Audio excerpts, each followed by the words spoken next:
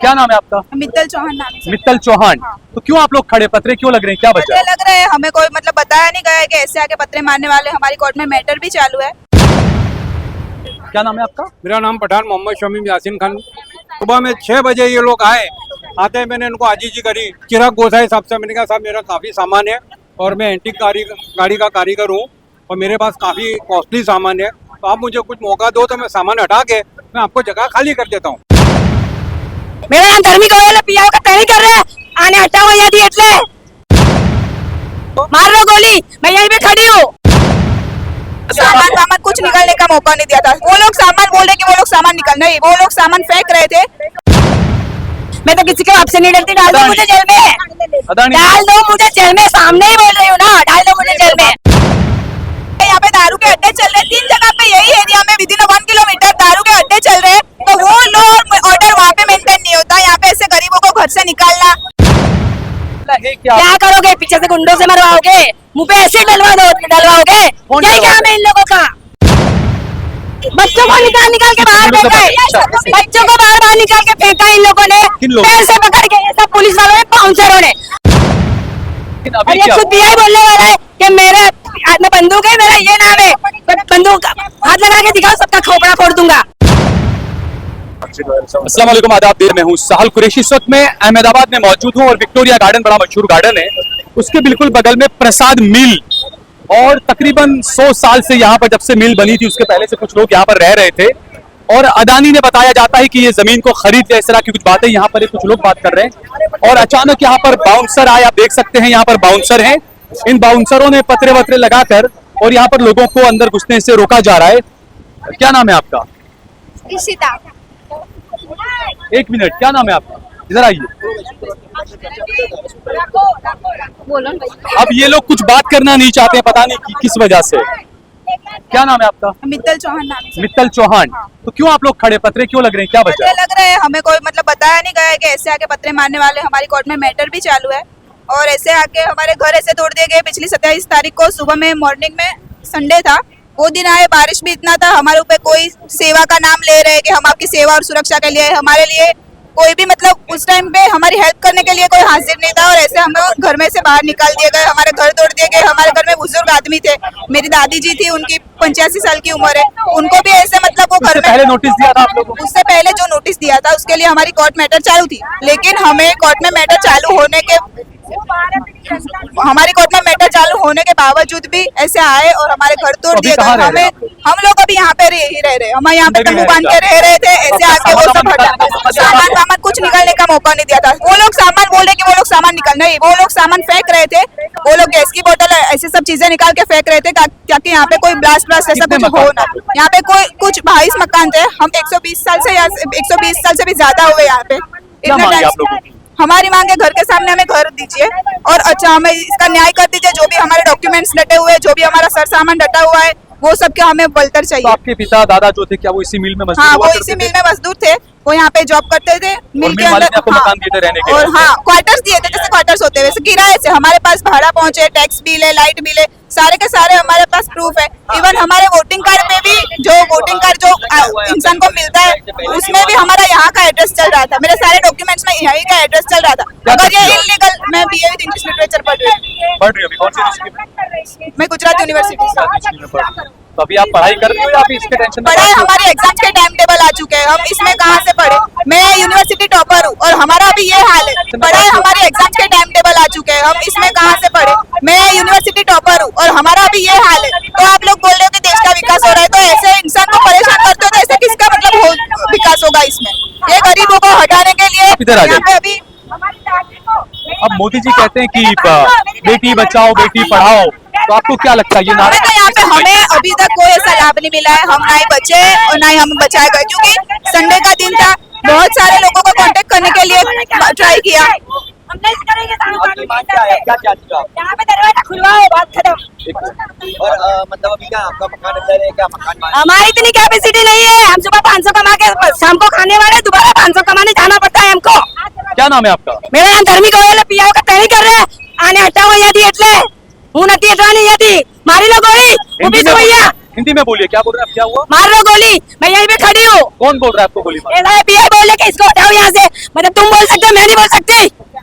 क्यों हटाने का बोल रहे हैं आपको, क्या हुआ है? ये यहाँ पे दरवाजा बंद है, 26 साल से रह रहे, दरवाजा बंद मैं नहीं करने दूंगी। जिसको हटना है वो हट जाओ, मैं नहीं बंद करने दूंगी क्यों दरवाजा। बंद कर रहे हैं दरवाजा? बोले लीगली जगह हो गई है, शांत जवेरी है, दाएं जो भी है, मैं तो किसी के बाप से नहीं डरती। डाल दो मुझे जेल में, अदानी डाल दो मुझे जेल में, सामने ही बोल रही हूँ ना, डाल दो मुझे जेल में। क्या करोगे, पीछे से गुंडों से मरवाओगे, मुंह पे ऐसे डलवाओगे, यही काम है इन लोगों का। किन लोगों यही हुआ है, छोटी बच्ची कचरे के डब्बे में पड़ी मिलती है, वहाँ पे क्यों जाकर एक्शन नहीं लेते ये लोग? कितने साल से आपका मकान? इतना रेप हुआ है, वहाँ पे लीगली बना रहे हैं वो लोग कि हाँ वो तो क्या ये वो है, 120 साल से रह रहे हैं आप। क्या मांगे आप? 120 साल से रह रहे हैं हम लोग यहाँ पे। लॉ और ऑर्डर ये लोग ऐसे मेंटेन कर रहे हैं। यहाँ पे दारू के अड्डे चल रहे हैं 3 जगह पे, यही एरिया में विदिन 1 किलोमीटर दारू के अड्डे चल रहे हैं। तो वो लॉ और ऑर्डर वहाँ पे मेंटेन नहीं होता। यहाँ पे ऐसे गरीबों को घर से निकालना, लड़कियों के ऊपर ऐसे जुल्म करना, हमें भी एट्रोसिटी दाखिल करनी थी, पर हम क्यों करें? क्योंकि हम अभी तैयारी करता हुआ वर्ग है जो सरकारी नौकरी के लिए तैयारी करते हैं, हमारे ऊपर केस होता है तो हम भी परेशान होते हैं कि हमारी फैमिली को कल कुछ मिले ना मिले, ऐसा ना हो। इसलिए हम ये बात से डरते, हमें धमकाया जाता है। और आप चाहे तो अभी मैं आपके साथ चल के सब दिखा सकती हूँ कि यहाँ पे कितने दारू के अड्डे चल रहे हैं। कहाँ पर कितना यहाँ पे पीछे ही चले, पर अभी बात हमारी है। क्यों नहीं जाते ये लोग, वहाँ पे क्यों नहीं जाते ये लोग? 27 तारीख को बारिश में 26 साल से रह रहे हैं, इस तरफ आ जाइए। बच्चों को निकाल के बाहर फेंका है, बच्चों को बाहर निकाल के फेंका इन लोगों ने, किन लोगों पैर से पकड़ के, ये सब पुलिस वालों ने, बाउंसरों ने। हालांकि बाउंसरों को हमको हाथ लगाने का कोई हक नहीं है। बाउंसरों ने आपको हाथ लगाया? कहाँ से बाउंसर दिख रही है? इनके गले में नहीं कार्ड है, नहीं वो कपड़े के दिखाने इन लोगों के। सबकी बात है, बाउंसरों ने कब बाहर फेंका? 27 तारीख को मेरे पास सारे प्रूफ है, सारे वीडियो है। लेकिन अभी और ये क्या? खुद भी बोलने वाला है कि मेरे हाथ में बंदूक है, मेरा ये नाम है, बट बंदूक हाथ लगा के दिखाओ, सबका खोपड़ा फोड़ दूंगा। ये किससे ज्यादा गिरी है? तो अभी क्यों झगड़ा हो रहा है आपसे? 27 तारीख को मकान ये यहाँ पे हमारा रास्ता बंद कर रहे हैं, तो अभी हमारा सामान पड़ा दबा हुआ है, सब काटमार पड़ा है, हमारे केस चालू है, तो हम क्यों दरवाजा बंद करने दे?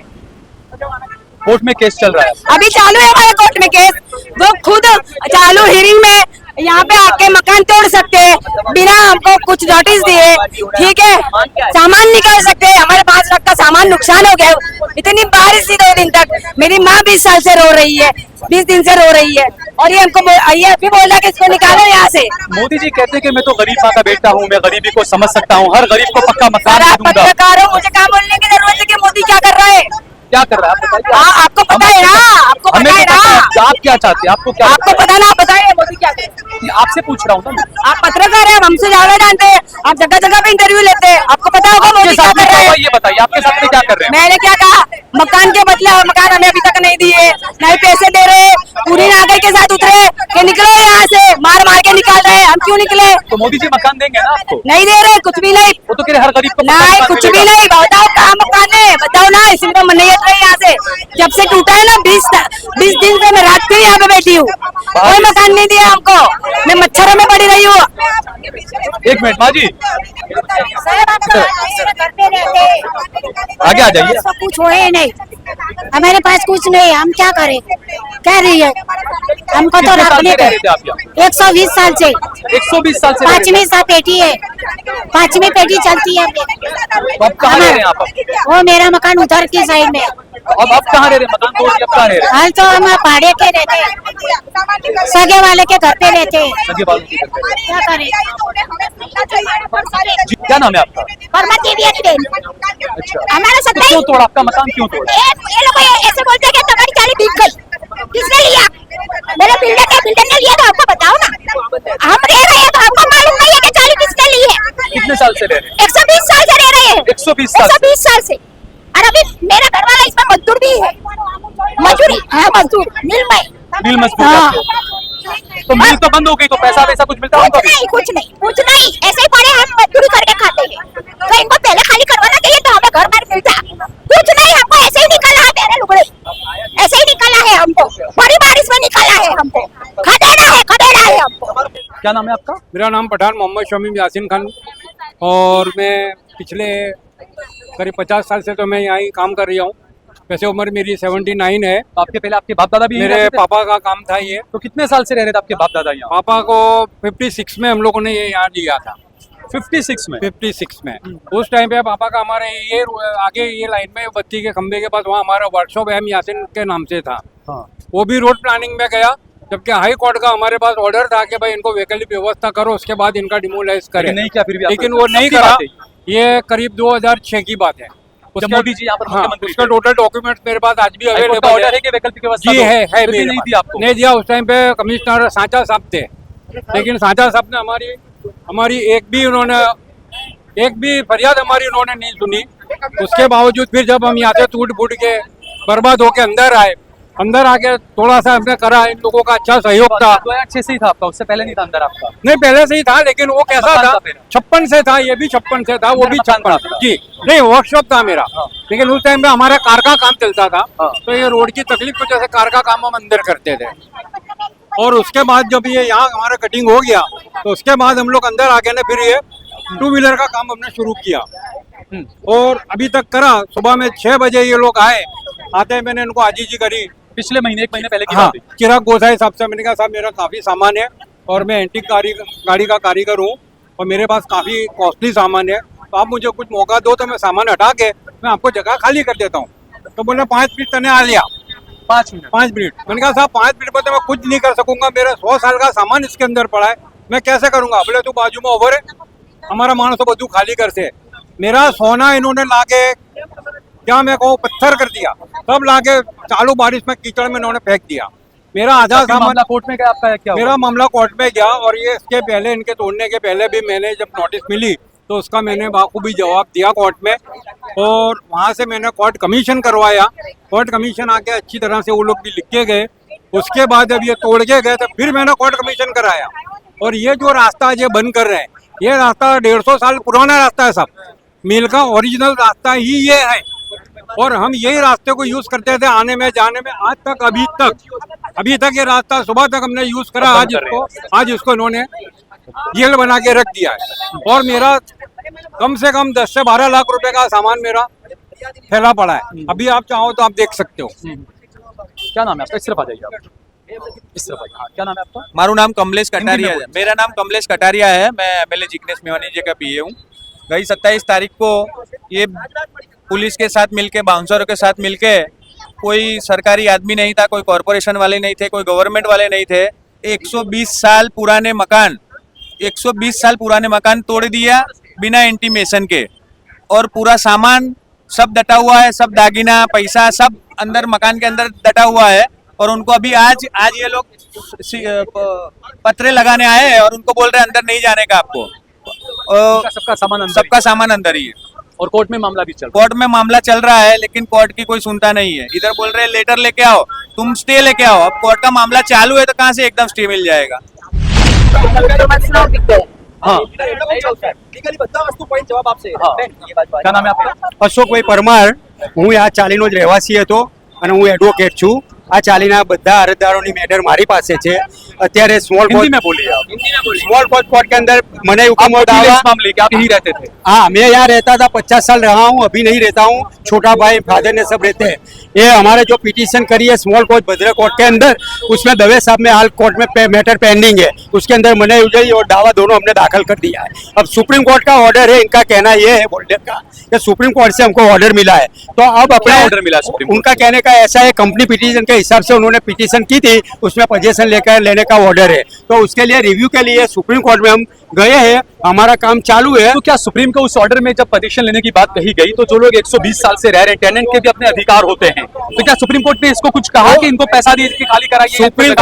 सुप्रीम कोर्ट ने ये भाड़वत को आज तक नोटिस नहीं दी है।